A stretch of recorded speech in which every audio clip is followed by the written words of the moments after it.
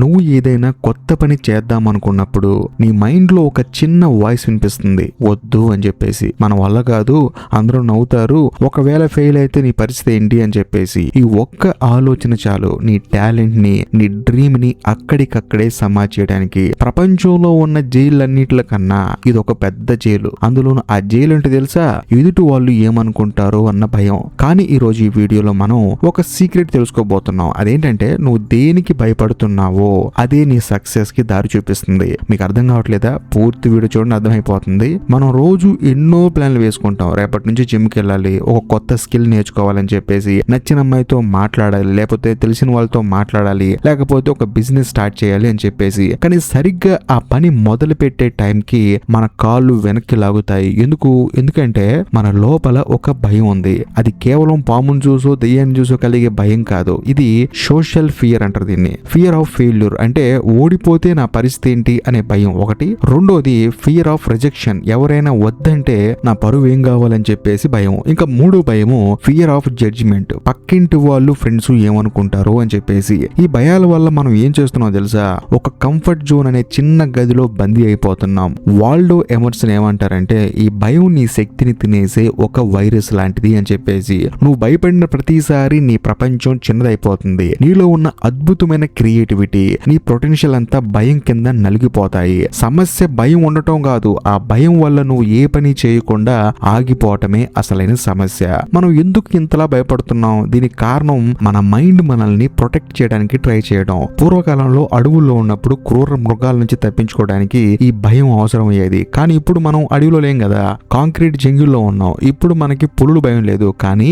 అవమానం అనే భయం పెరిగిపోయింది. ఎమర్సన్ ఒక మాట చెప్తాడు, అదేంటంటే మనం దేని గురించి అయితే అతిగా భయపడుతున్నామో దాని గురించి మనం ఒక అబద్ధపు కథని మన మైండ్ లో రాసుకుంటాం. ఉదాహరణకి, నువ్వు స్టేజ్ మీద స్పీచ్ ఇవ్వాలి, నీ మైండ్ వెంటనే ఒక సినిమా చూపిస్తుంది. నువ్వు వెళ్తావు, మైక్ పట్టుకుంటావు, మాటలు రావు, అందరు పక్కపక్క నవ్వుతారు, అంతే, నువ్వు అక్కడే ఆగిపోతావు. కానీ నిజానికి అక్కడ ఇంకా ఏం జరగలేదు. అదంతా కేవలం నీ ఇమాజినేషన్ మాత్రమే, నీకు నువ్వు చూపించుకున్న సినిమా మాత్రమే. మనం భయపెట్టడానికి మరో కారణం అతిగా ఆలోచించడం. మనం ప్రాక్టికల్ లైఫ్ కంటే ఊహల్లోనే ఎక్కువ జీవిస్తూ ఉంటాం. ఓషో గారు ఒక సందర్భంలో చెప్పినట్లు, ఏ మనిషికైనా సరే మరణం అంటే భయం ఉండదంట. ఎందుకంటే అది ఎప్పుడో ఒకసారి వస్తుంది, వచ్చిన తర్వాత ఆలోచించుకోవడానికి కూడా మనం ఉండం కదా, అందుకని పెద్దగా భయం ఉండదన్నమాట.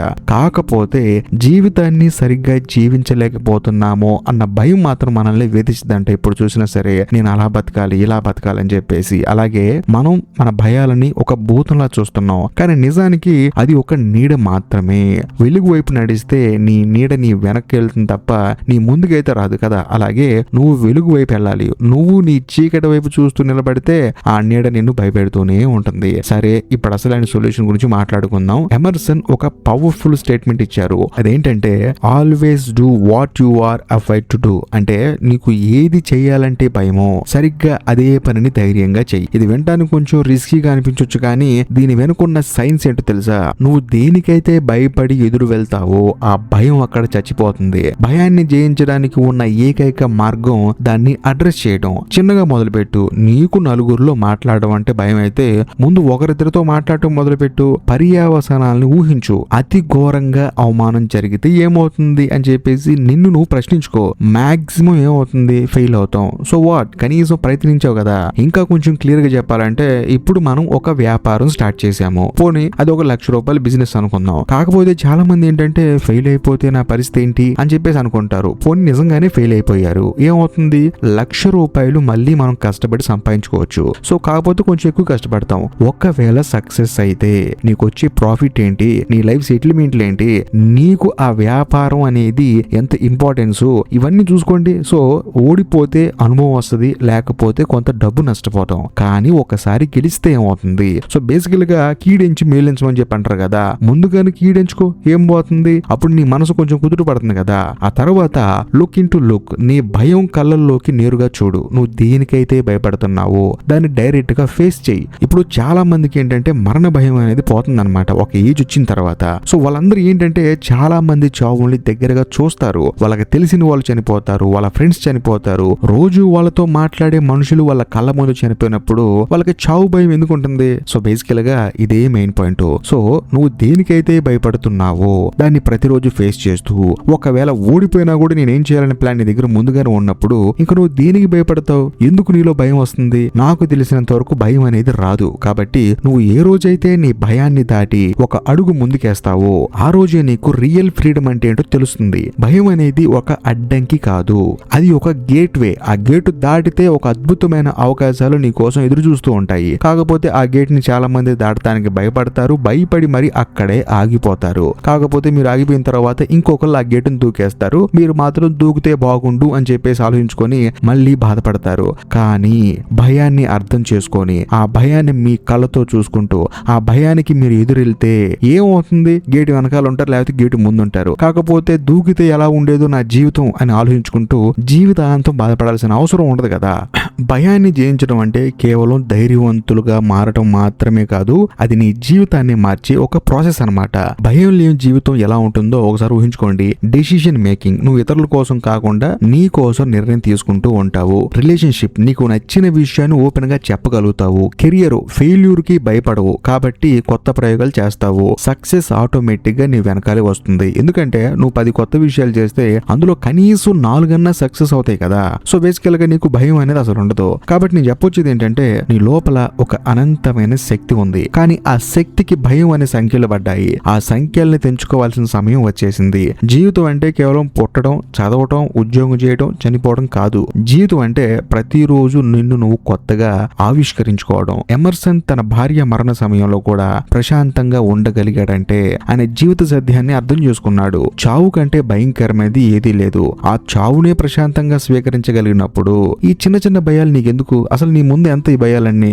కాబట్టి నేను చెప్పొచ్చేది ఏంటంటే జీవితంలో ఏ పని చేయాలన్నా, ఏ పని మొదలు పెట్టాలన్నా ఫస్ట్ ఒకసారి కీడెంచు. ఇది జరిగితే నేను ఎఫెక్ట్ అవుతానా? ఒకవేళ జరిగే అవకాశం లేనప్పుడు నేను ఎందుకు భయపడాలి అని చెప్పేసి మిమ్మల్ని మీరు ట్రైన్ చేసుకోండి. ఏం పోతుంది? మహా అయితే ఫెయిల్ అవుతారు, ఆ తర్వాత మళ్ళీ ఇంకో దాంట్లో ప్రయత్నం కొనసాగించాల్సిందే కదా. మీరు మీ జీవితంలో ఏదైనా వ్యాపారం స్టార్ట్ చేద్దాం అనుకున్నా, లేకపోతే కంటెంట్ క్రియేషన్ స్టార్ట్ చేద్దాం అనుకున్నా, ఏదో కొత్తగా ప్రయోగం చేద్దాం అనుకున్నప్పుడు మీ చుట్టూ ఉన్న వాళ్ళు ఏమనుకుంటారో అని భయపడి మీరు దాన్ని అంతటితో ఆపేస్తే మాత్రం మిమ్మల్ని మించిన దుర్మార్గులు ఈ ప్రపంచంలో ఎవరు ఉండరు. ఎందుకంటే మన లోపల టాలెంట్ లేనప్పుడు అసలు మనం ఈ ప్రయత్నం చెయ్యాలి అనే ఆలోచన మన మనసుకి ఎందుకు వస్తుంది? రాదు కదా. సో మనకు ఆలోచన వచ్చిందంటేనే మన లోపల ఆ టాలెంట్ ఉన్నట్టు, లేకపోతే ఆ పని మీద ఇంట్రెస్ట్ ఉన్నట్టు, లేదా బిజినెస్ చేయాలని కసి మనలో ఉన్నట్టు. సో ఇంకొకడు ఎవడో ఏమనుకుంటాడని, లేకపోతే ఫెయిల్ అయితే అందరూ నవ్వుతారని మీలో ఉన్న టాలెంట్ ని, మీలో ఉన్న ఐడియాస్ ని అక్కడికక్కడే చంపేస్తే, అది కూడా ఏమీ చేతగాని చుట్టుపక్కల ఉన్న వాళ్ళ కోసం మీ టాలెంట్ ని మీరు తొక్కి పడేసుకుంటే మీకు మీరు అన్యాయం చేసుకున్న వాళ్ళు అవుతారు. ఎందుకంటే ఈ రోజు మీరు చదివే చదువుకి రేపు విలువ ఉంటుందో లేదో తెలియదు, కానీ మీలో ఉన్న టాలెంట్ కి మాత్రం జీవితాంతం విలువ ఉంటుంది. ఆ టాలెంట్ ని బయటికి తీసుకుని రండి. ప్రతి దానికి భయపడుతూ కూర్చుంటే ఇక్కడ అన్ని పనులు అవ్వవు. కాబట్టి ప్రతి ఒక్క భయాన్ని ఎదుర్కోవడం నేర్చుకోండి. అసలు మీ చుట్టూ ఉన్న వాళ్ళు కేవలం మనుషులు మాత్రమే, మీలాగా ఆలోచించే మనుషులైతే అస్సలు కానే కాదు. ఎందుకంటే ఒకడు ఓడిపోతే నవ్వే వాళ్ళు అసలు మనుషులేనా? ఏం పర్లేదురా, ఇంకోసారి ప్రయత్నించు అని మనల్ని ఎంకరేజ్ చేసే వాళ్ళు మన వాళ్ళు అవుతారు. మనం కింద పడితే పరిగెత్తుకుంటూ వచ్చి మనల్ని లేపే వాళ్ళే నీ శ్రేయోభిలాషులు అవుతారు. సో అలాంటి వాళ్ళు నవ్వితే నువ్వు బాధపడాలి, కానీ ఎప్పుడు చూసినా నీ వెనకాల తిరుగుతూ, నిన్ను తక్కువ చేసి మాట్లాడుతూ, నువ్వు కింద పడినప్పుడు నవ్వుతూ, నువ్వు ఎప్పుడు ఇలాగే ఉండాలని చెప్పేసి అనుకునే వాళ్ళ గురించి అస్సలు ఆలోచించమాకు. సో భయాన్ని ఫేస్ చేయడం నేర్చుకో. ఏం కాదు, మొదట్లో కొంచెం కష్టంగా ఉన్నా ఆ తర్వాత నీకు నువ్వు కొత్తగా కనిపిస్తావు. నీ జీవితంలో కొన్ని భయంకరమైన మార్పులు కనిపిస్తాయి. నా మాట నమ్మండి. కాకపోతే నాకు డౌట్ ఉంది, అసలు భయం అనేది లేకపోతే ఈ నిమిషం మీరు చేసే మొదటి పని ఏంటో కొంచెం కామెంట్ చేయండి. మీ ఆన్సర్ చూసి మీలాంటి మరికొంతమందికి ధైర్యం రావచ్చు కదా, అందుకని అంటున్నాను. అంతేకాకుండా ఈ వీడియో కనుక మీకు నచ్చినట్లయితే ఖచ్చితంగా లైక్ చేయండి, మీ ఫ్రెండ్స్ అండ్ ఫ్యామిలీ మెంబర్స్ కి షేర్ చేయండి. అంతేకాకుండా ఈ వీడియో ఎండ్ కార్డ్ సెక్షన్ లో మీకోసం ఇంకొక 2 అద్భుతమైన వీడియోస్ ని పిన్ చేసి పెట్టాను, వాటిని కూడా చూడండి. ఇంకా లాస్ట్ అండ్ ఫైనల్ గా నేను మీకు చెప్పొచ్చేది ఏంటంటే, ఇప్పటికీ మీరు మన ఛానల్ ని సబ్స్క్రైబ్ చేసుకోకపోతే దయచేసి సబ్స్క్రైబ్ చేసి బెల్ ఐకాన్ ప్రెస్ చేయండి. బాయ్.